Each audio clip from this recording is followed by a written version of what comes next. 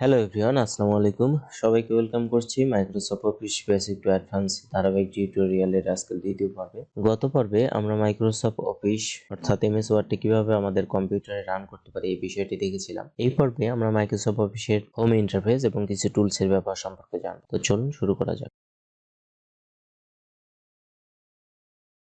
MS word ফাইলটি open করার পর এরকম একটি হোম ইন্টারফেস দেখতে পাবেন।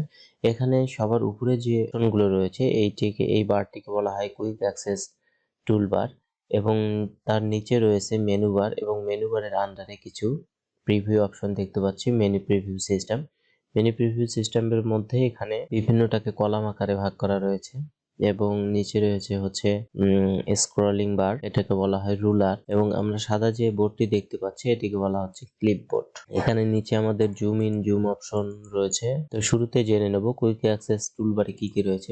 কুইক অ্যাক্সেস টুলবারে শুরুতে রয়েছে সেভ বাটন, এখানে রয়েছে নিউ ব্ল্যাঙ্ক ডকুমেন্ট ওপেন করার অপশন, পরবর্তীতে রয়েছে ওপেন ফাংশন এবং এখানে print preview, redo undo button, refreshing button and রয়েছে ড্র টেবিল। এই প্রত্যেকটি টুলের ব্যবহার আমরা পরবর্তীতে বিভিন্ন লেসনে আলোচনা করব।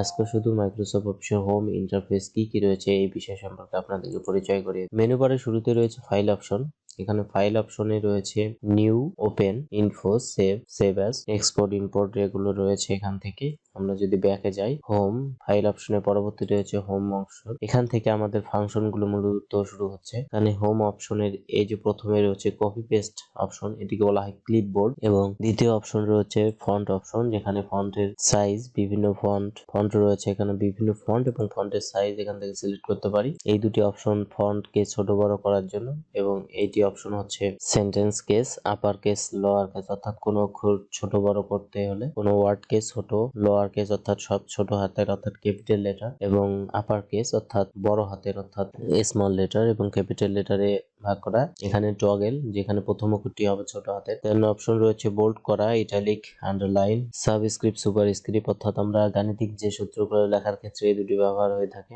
দেন রয়েছে বিভিন্ন কালার, বিভিন্ন অক্ষরের অ্যালাইনমেন্ট, কিভাবে অক্ষরগুলোকে আমরা শ্যাডো এগুলো বিভিন্ন স্টাইল দিতে পারি, এখান থেকে সেট করতে পারি। কোনো একটি লেখার ব্যাকগ্রাউন্ডে আমরা এখান থেকে কালার সিলেক্ট করতে পারি। পরবর্তী অপশনে বিভিন্ন লেখার আমরা কালার রয়েছে, কালার এখান থেকে ইউজ করতে পারি। পরবর্তীতে রয়েছে বিভিন্ন লেখার অ্যালাইনমেন্ট সিস্টেম। এই হচ্ছে মোটামুটি হোম ইন্টারফেস পরিচিতি।